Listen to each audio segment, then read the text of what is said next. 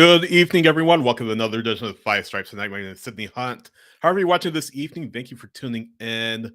Thursday, May 5th, 2022, Cinco de Mayo. Hope you have a great day. Hope you have a great week, and hope you have a great weekend to come. Happy Mother's Day, by the way, coming up on Sunday. Well, we were out last week. As you know, it's a little under the weather. Allergies are horrible here in the South, as you all know, and they really knocked me for a loop last week. We're supposed to have Sam Savi from Montreal talk to us last week. Unfortunately, like I said, I was under the weather, unable to make it happen. But that's how those things go sometimes. But I am back. Good to be back with you all this evening. Well, Atlanta United feels like they haven't been at Mercedes-Benz Stadium in a while, but they return to Mercedes-Benz Stadium in Atlanta, looking to extend their home unbeaten streak to 12 matches. They look to do so against the Chicago Fire FC, Saturday, again at Mercedes-Benz Stadium. Chicago coming into the match right now in the standings. I just had up, there we go, on 10 points on the season, 2 wins, 3 losses, and 4 draws. Of course, goal scoring has been an issue for them. 6 goals scored thus far. However, they have done a terrific job keeping the ball out of the net, 7 goals allowed, and that is due in part to a strong defensive performance they put out each and every match, led by Gabriel Slonina. We'll talk about him a little bit later on, of course. Glad to have Alex Calabrese join me this evening. Alex is with our sister site, Hot Time in Old Town. You can go there for all the latest Chicago Fire FC news, Hot Time in Old Town. .com. Alex, good evening. How are you? I'm doing good. Thanks for having me on. Yeah, man, thanks for coming on. Really appreciate you joining the show. So, want to lead off, obviously with the stat that I just talked about. Chicago Fire, they've had so many struggles putting the ball in the back of the net. They scored the 1 goal against the New York Red Bulls in that 2-1 loss to the Red Bulls. However, their defense has been terrific all season long through 10 matches. And that's due in part, as I mentioned, to Gabriel Slonina, the young goalkeeper who has really lit MLS on fire since starting out in the league. And the rumors are flying around that he may not be long for a move to Europe. And I believe he does have a European passport, so that move can be made pretty easily. But at last check, rumors have it that he has agreed to a deal or an agreement with a European side. So my question to you is, does he make that move before the season's up, or will it be a situation where he signs for a European club and then they just loan him back for the balance of the season before he heads over there permanently? So while it doesn't sound like an agreement is in place yet, I don't think it sounds like there's a done deal yet. What would likely happen is that a transfer would happen over the summer and he'd be loaned back to Chicago probably for 18 months. So whether he leaves or ends up staying after the summer transfer window, there's a very good chance that Slonina will still be with the Fire, definitely through the end of this season and most likely next season as well. Yeah, and like I said, just a terrific performance for him ever since he had his debut last year. And ironically, Bobby Shuttleworth was the Fire goalkeeper for a couple of years. He's of course now with Atlanta, starting to break his in, being injured. So he's come through the academy. He's a young kid. I mean, he's a homegrown, but again, just his trajectory has just grown tremendously, and it's been great to see that. What's the sky's the limit really for him. I mean, can he keep this up, and can he really make a name for himself even further, more than he's doing? Maybe heading into a possible, United States men's national team call up. I mean, yeah, when we look at him, we look at a player, he's still got a lot of limitations. There's still a lot of weaknesses in his game. But then you also have to remember that he's 17 years old. He turns 18 in a couple of weeks. But how many 17-year-old starting goalkeepers are there in first divisions anywhere on the planet? So regardless of the limitations, regardless of the areas, he has a lot to improve on. And he's probably not ready for a senior national team call. He's not ready to start somewhere in Europe yet. But he's got plenty of time to sort that out. And for him, as you said, the sky is the limit. He can be one of the best goalkeepers in the world. He's been compared to Oblak, been compared to Buffon. And if he can keep working, keep on his upward trajectory, then potentially he can reach that level and be one of the best goalkeepers in the world. For the Fire, he's the top prospect at the club, and there are some really talented young players there, so that is saying a lot. So uh, again, hopefully he can improve on those weaknesses that we discussed before, such as potentially playing out of the back, collecting crosses, some stuff like that. But those are all stuff that can be learned. So long term, the sky's the limit. Yeah, no, I'm in agreement with you. There are some shouts about Greg Berhalter maybe calling him up at least to the senior national team camp just to let him train around some of the older players like your Steffens, like your Matt Turners, etc. But yeah, I agree with you. I think it's way too early to expect him to truly affect the national team, at least immediately. But I mean, he's still 17 years old. Gosh, he's still got 20 years ahead of him, so he has plenty of time to develop. But you mentioned some of those weaknesses that he does have.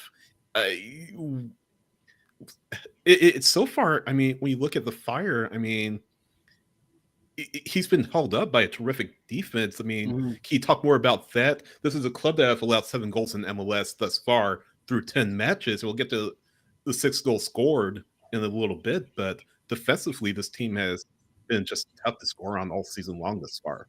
I mean, last year the Fire were a pretty weak team defensively. They shipped a lot of goals. There were several games where the opposition were able to score 3, 4, 5 goals. And I think a lot of that comes down to one player, and that's one player who unfortunately is not going to be available this weekend, Rafael Chicos. He came in as the replacement for Francisco Calvo, who obviously went to the Earthquakes, and Chicos came in from Köln in Germany and has been an upgrade as the captain who can organize the back line, is much more calm on the ball, playing out of the back, as opposed to Calvo. That one upgrade, I think, in addition to other guys like Wyatt Omsberg and Boris Sekulic stepping up a lot more on both sides of the ball, that is why the Fire have been so much better defensively. The other thing I would add is the addition of Federico Navarro in defensive midfield. He came toward the end of last season, kind of the middle of the year, but to have him from the start of the year this year has been a huge addition for the Fire, and it's great to have him because in the midfield, he kind of functions sort of like a Tyler Adams. He breaks things up a lot before they even happen, and you don't even notice it a lot of the time.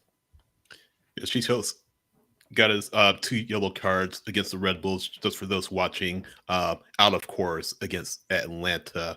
A player that will be available for the Fire on Saturday, and hopefully he's a player that I'm sure the Fire hope can really ignite things in the attack, is Jairo Torres from Atlas. Still a young player, but has been in Liga MX with Atlas for, I think, 6 years. I saw making his debut with the club after a significant time with their youth setup. What's the expectation for him coming in for the front office and Ezra Hendrickson, as he could potentially make his debut on Saturday? Yeah, I think for Jairo Torres, in terms of making his debut this weekend, it's still a bit of a question because he didn't actually train today. He trained yesterday but didn't train today. There's a possible muscle injury there. He's still day-to-day. He could be an option for Saturday, but it's not a guarantee that we will see him immediately just because of that issue there. But in terms of what his expected role is going to be, he's probably going to come in on the left wing, and he's going to need to bring some energy to the attack, which is something that has been totally lacking. Bring some youth, bring some pace, which are two things that have been missing just due to the lack of wingers in the squad, relying on fullbacks to play that position, relying on some older guys to shift out wide. So he brings pretty much exactly what the Fire are lacking in that position. So fingers crossed he's available for the weekend. And it's also important to note he's not going to fix all the problems.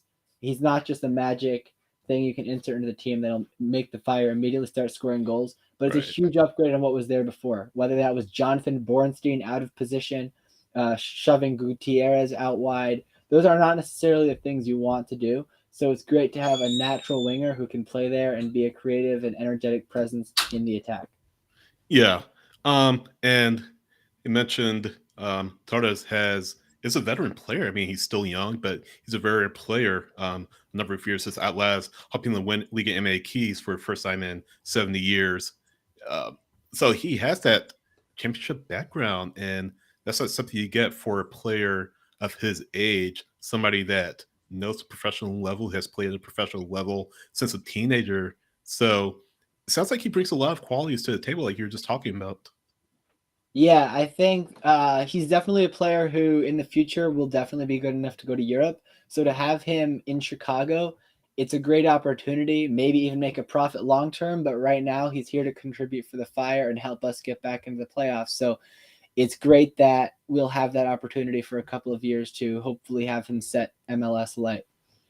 Interesting. And you mentioned he may have had a muscle injury prevent him from training today, so unlikely that we'll see him in the lineup this coming weekend against Atlanta. But making that making that addition to their lineup, and yeah, we'll see what happens with their attack. But big picture, um, why haven't the Fire been able to score this season? I mean, just clean sheet after clean sheet, shutout after shutout for the defense, but for whatever reason, the attack still hasn't been able to put it together. Shaqiri has had a couple of injury concerns thus far, and we'll talk about him a little bit more later on, obviously, but he's had a couple of injury concerns himself. But I mean, I don't know if it's historic, just their inability to score, but it's just really they haven't been able to put the ball in the back of the net. From what you've seen, I mean, you've watched more of the Fire than I have. What is that missing ingredient? What's the situation preventing them from scoring? And I think it comes down to a couple of things. I think the first and most obvious one is that Kasper Shabilko, he came in for 1.25 million in allocation money, but he just hasn't been able to convert really many of the chances he's been getting. He hasn't been able to get into very many good positions. But that also partially comes down to the second point, which is just the lack of service from Shaqiri, who's been a bit of a disappointment for the most part. He hasn't really provided any magic moments that were promised. Now there has been some fitness issues, so we don't 100% know if this is the best we're going to get. Hopefully not.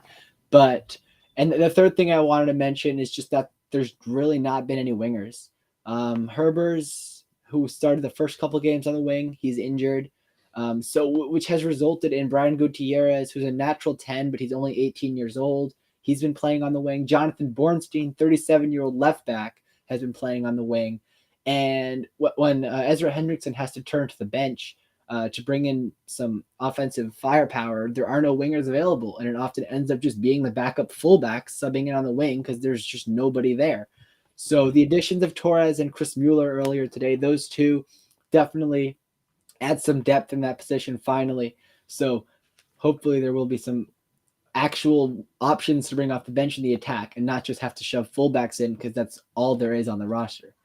Yeah, Shabilko has been really surprising to me. Of course, we saw the quality he brought to the Philadelphia Union attack, a really big part of their success over the past several years.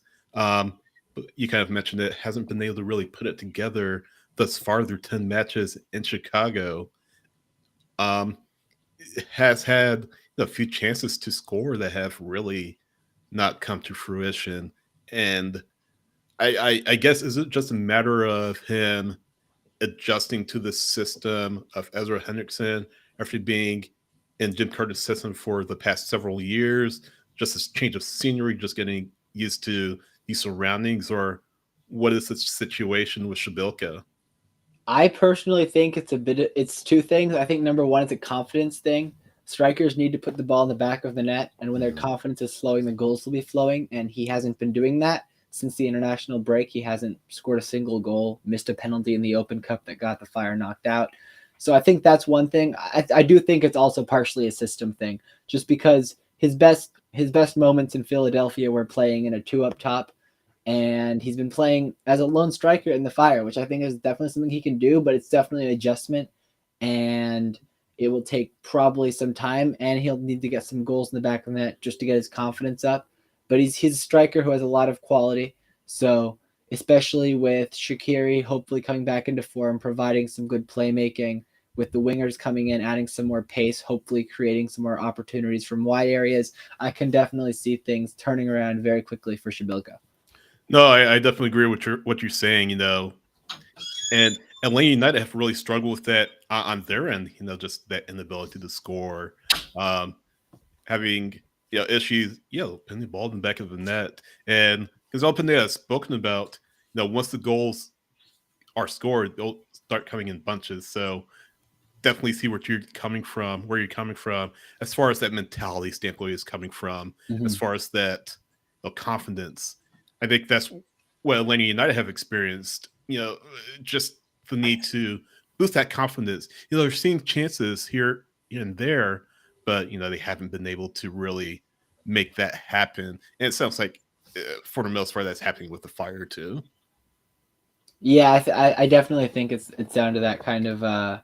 It's just that when the group gets out of sorts, I think the international break was the turning point. Like you said, it's about the confidence, and there was that 3-1 win against SKC right before, and then since everyone came back from international duty, it's just not been the same rhythm. The rhythm that was there the first couple weeks was kind of broken, and hopefully that can be found once again.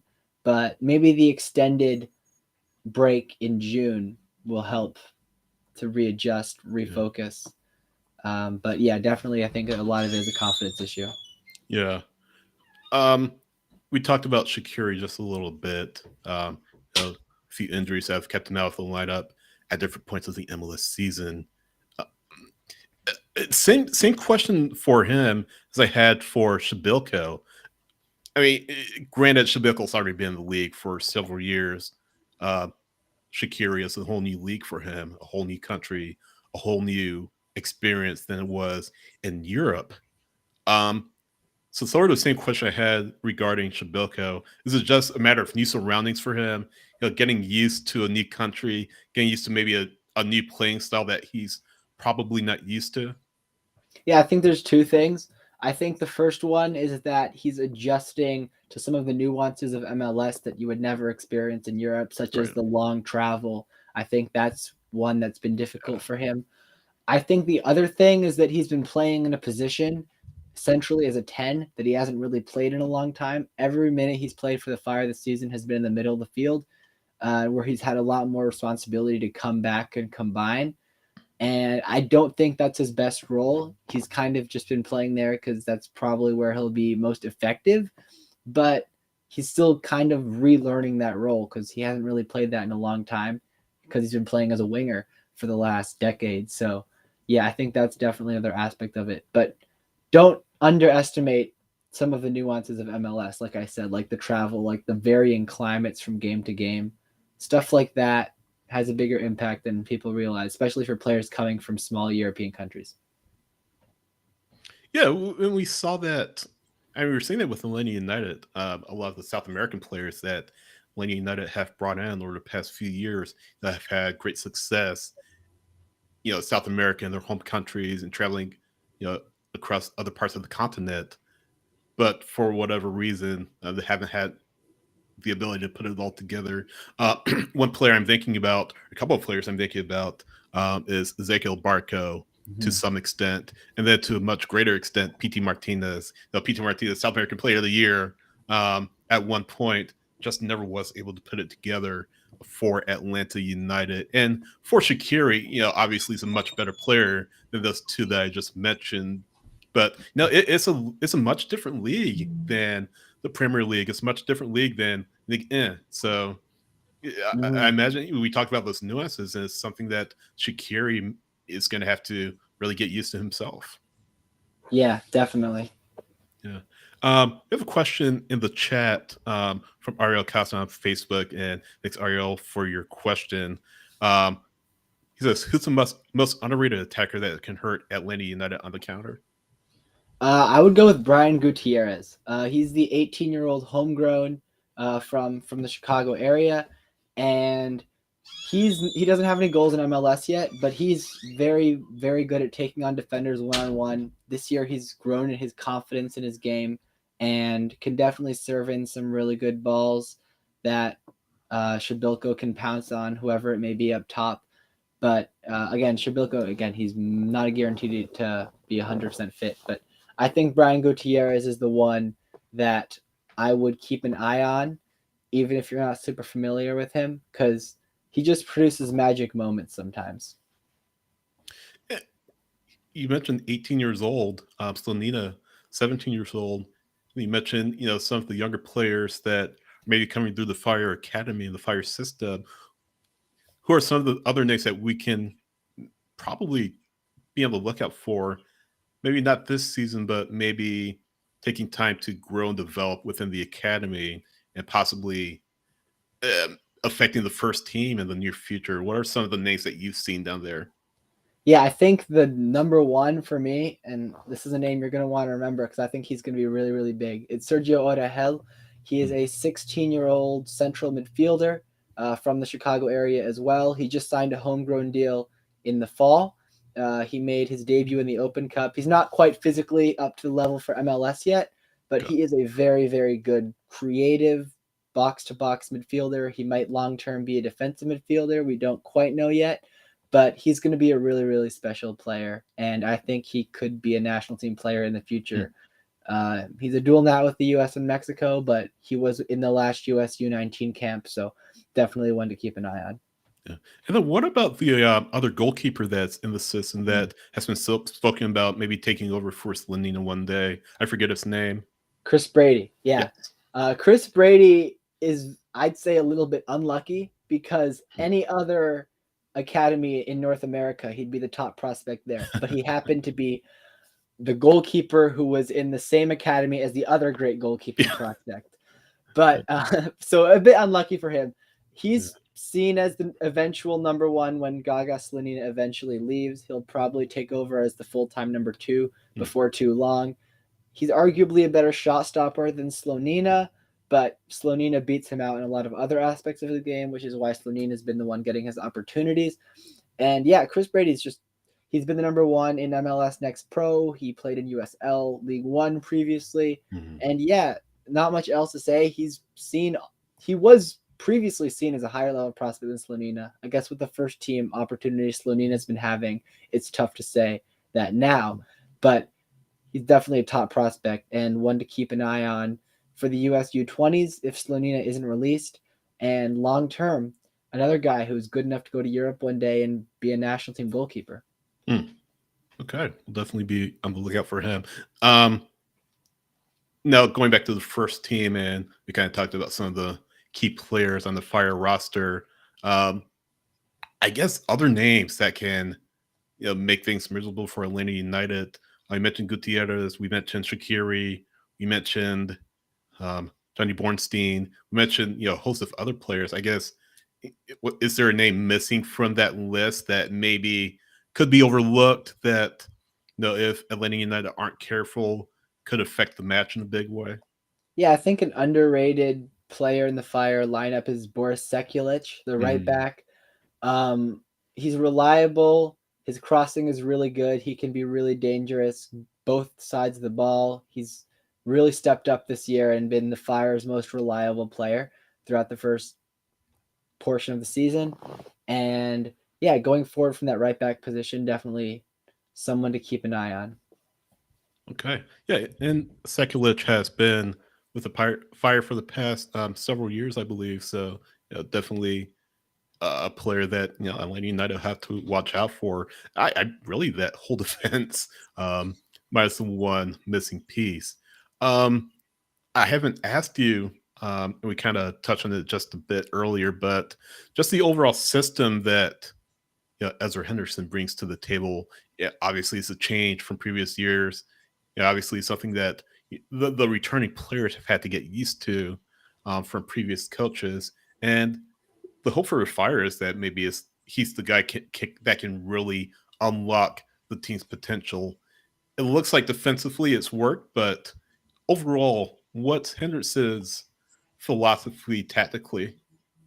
Yeah, it's very much a 4-2-3-1 that prioritizes the attackers coming deeper, which is it's a defense first thing, and a lot of the offense is coming from the fullbacks. So that's kind of been one of the sources of the problems is that because it's been so focused on the fullbacks being the creative contributors in the attack, it hasn't allowed Shaqiri to really thrive because he's being asked to drop so deep to combine. And I think that's been one of the roots of the problems for the attack. But yeah, he's definitely solidified the defense. But offensively, like I said, they haven't been good enough in transition. And because the fullbacks are being asked to do so much, there's been problems there.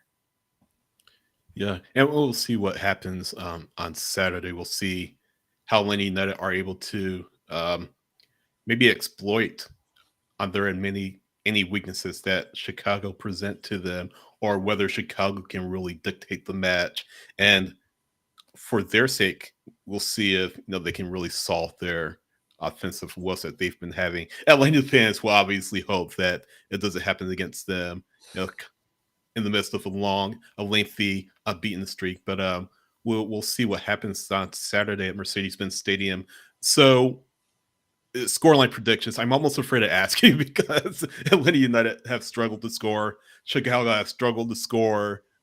Uh, I was kind of joking around with some other Dirty South soccer writers that this is going to be a goal fest. I mean, opposite to what a lot of people expect. But I mean, realistically, what do you think the scoreline will be on Saturday? I can see this being a 1-1 type game. I think these are both teams that are missing offensive pieces that they would rely on a lot to help score goals.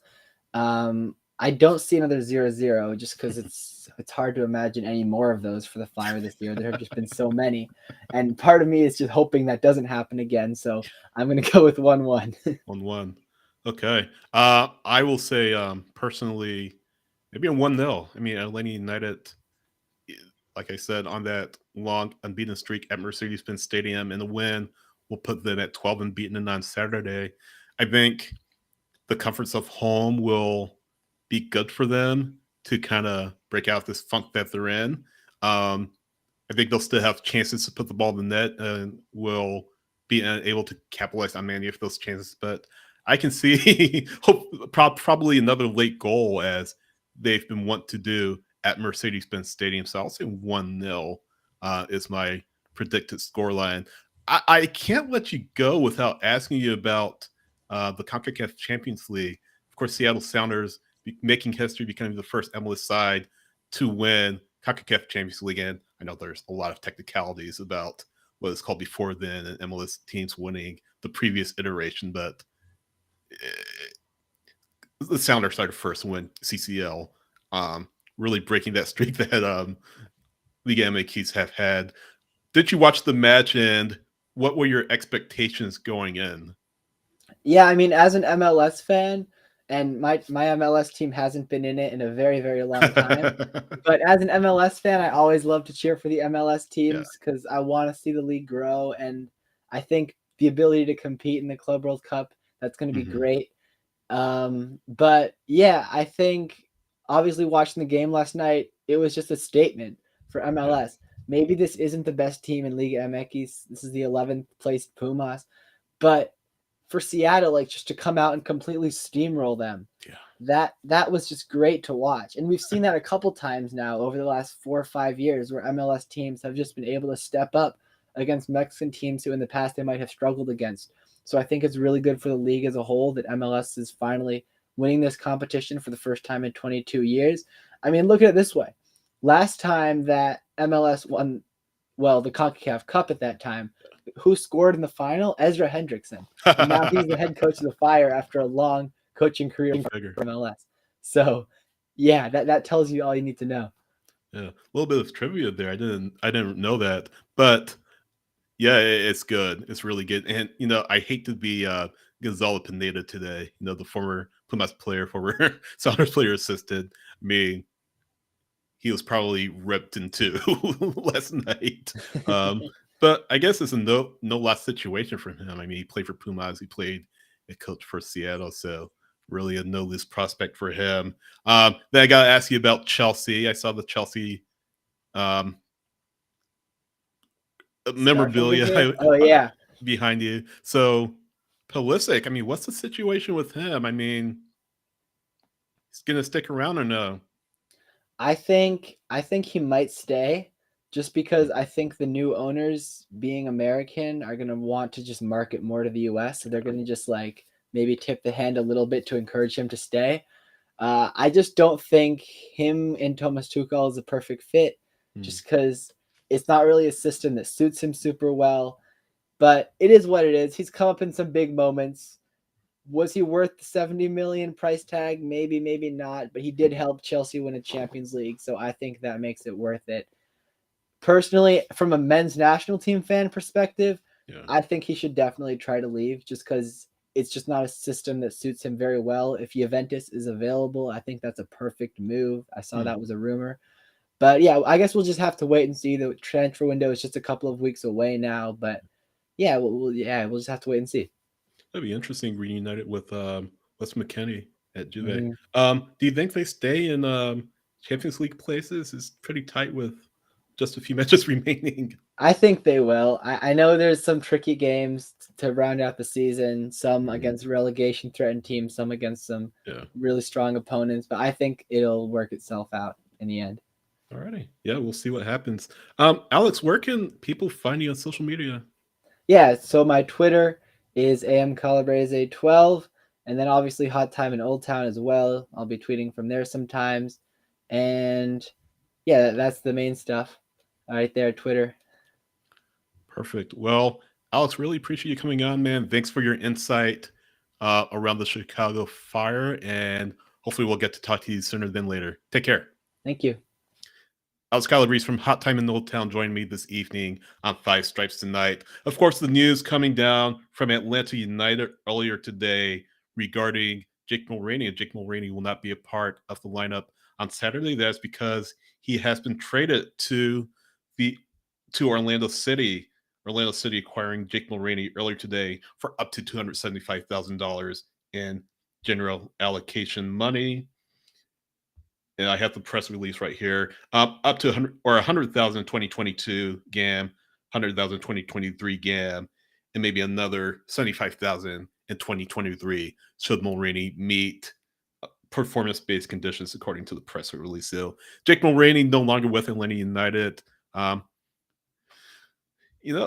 lot of bit of criticism for the front office. Not sure why Atlanta United made the move to trade Jake Mulroney. I think I saw Felipe Cardenas saying earlier that Mulroney didn't ask for the trade. So interesting to see how that went down. And of course, going to Orlando, a lot of people are making a bigger deal about Mulroney going to Orlando than they should. I mean, it's not a foreign concept to see a player move to a rival, and I don't think it's anything to get too worried about. But I understand, the questions and the sentiment as to why Atlanta made the move they did.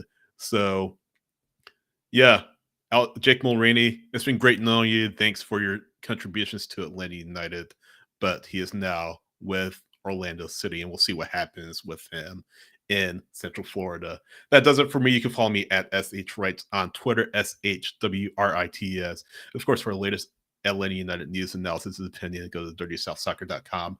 SB Nation's home for all things Atlanta United. My name is Sydney Hunt. Thanks for watching, everybody. We'll see you next time on another edition of Five Stripes Tonight.